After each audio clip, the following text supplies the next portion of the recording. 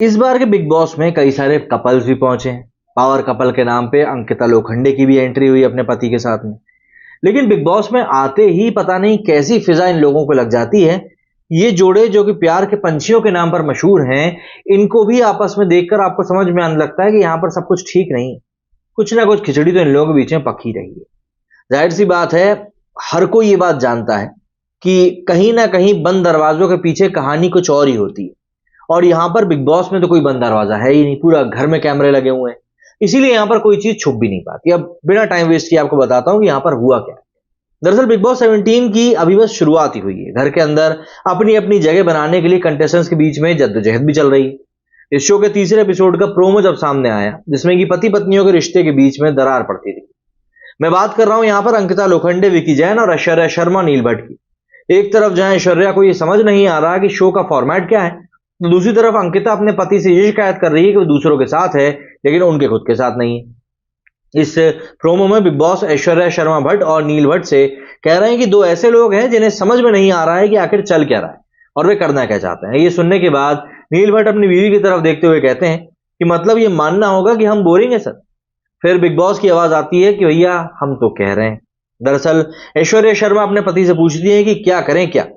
फिर नील उन्हें समझाते हैं कि खुलकर बात करो। फिर ऐश्वर्या मजाक में पूछती हैं कि बिग बॉस आपका फॉर्मेट क्या है। नील बताते हैं कि वो प्लानिंग करके कहीं नहीं आए हैं। ऐश्वर्या रोने लगती हैं और कहती है कि उनके मूड स्विंग्स हो रहे हैं, उन्हें कुछ समझ में ही नहीं आ रहा। दूसरी तरफ अंकिता लोखंडे को भी अपने पति विकी जैन से शिकायत है। वो कहती हैं कि तूने मुझे घर से आते हुए बोला था कि हम साथ में, लेकिन हम दोनों तो कहीं नहीं हैं। मुझे दुनिया हर्ट नहीं कर सकती, मुझे मेरा इंसान हर्ट कर सकता है और मैं हर्ट हुई हूं और वही तुझसे।